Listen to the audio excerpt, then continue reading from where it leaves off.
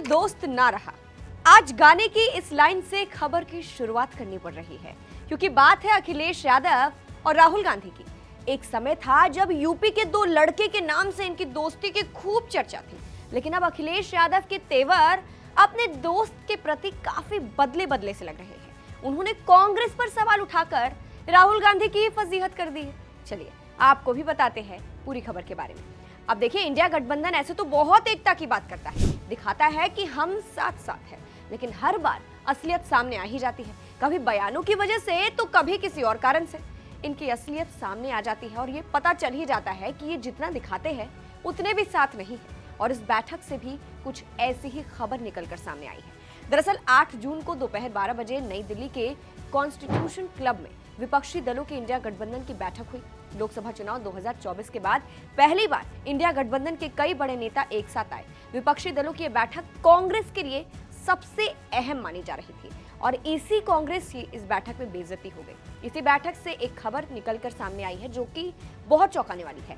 सपा प्रमुख अखिलेश यादव ने चुनाव प्रचार के दौरान कांग्रेस नेताओं द्वारा सहयोगी दलों के खिलाफ की गई कथित बयानबाजी और समन्वय की कमी पर नाराजगी जताई। जी हां, अखिलेश यादव ने कांग्रेस पर ही सवाल उठा दिया, कांग्रेस के नेताओं पर सवाल उठा दिया, उनके बयानबाजी पर सवाल उठा दिया।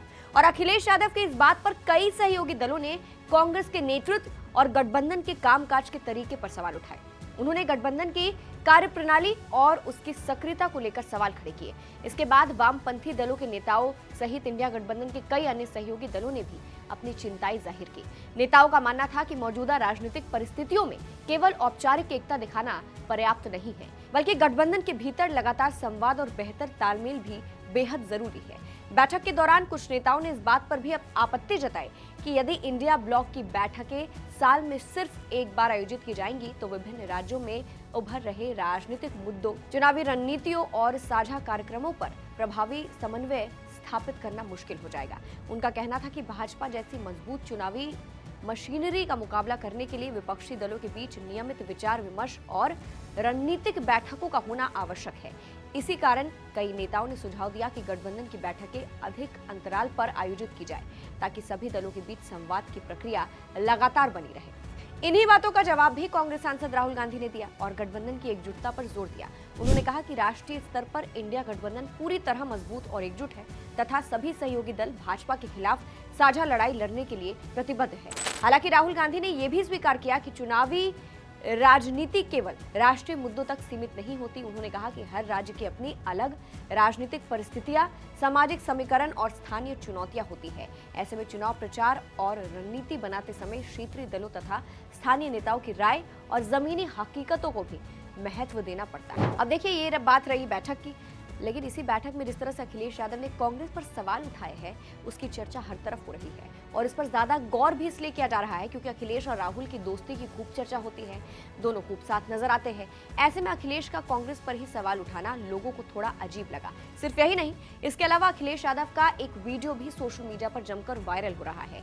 वीडियो इंडिया गठबंधन की बैठक में शामिल होते समय का है, जिससे पहले अखिलेश यादव कह रहे हैं, हे सुनो, कुछ कांग्रेस के लोग हमारे खिलाफ में लिख रहे हैं, तुम बताना हमें। आप भी ये वीडियो देखिए।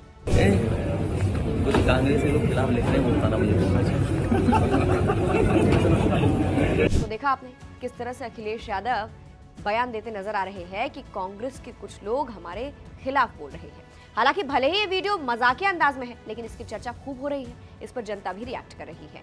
एक यूजर ने लिखा, अखिलेश जी अच्छा रोस्ट करते हैं, तो दूसरे यूजर ने लिखा, अब ये बात किस दिशा पर बोला उन्होंने ये समझना मुश्किल है। तो फिलहाल अखिलेश यादव ने बैठक में जिस तरह से कांग्रेस पर सवाल उठाए हैं उसकी चर्चा खूब हो रही है। उसको आप कैसे देखते हैं? क्या सच में अखिलेश यादव ने इस तरह से कांग्रेस पर सवाल उठाकर राहुल गांधी की फजीहत करवा दी है? कमेंट करके अपनी राय हमें जरूर बताइएगा। नमस्कार।